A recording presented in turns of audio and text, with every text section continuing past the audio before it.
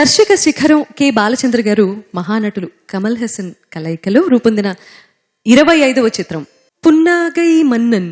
ఆ తమిళ చిత్రానికి అనువాద చిత్రం డాన్స్ మాస్టర్. పేరుకి డాన్స్ మాస్టర్ అయినా ఇళయరాజా గారి స్వరకల్పనలో మ్యూజికల్ హిట్ల మన్ననలు అందుకుంది ఆ సినిమా.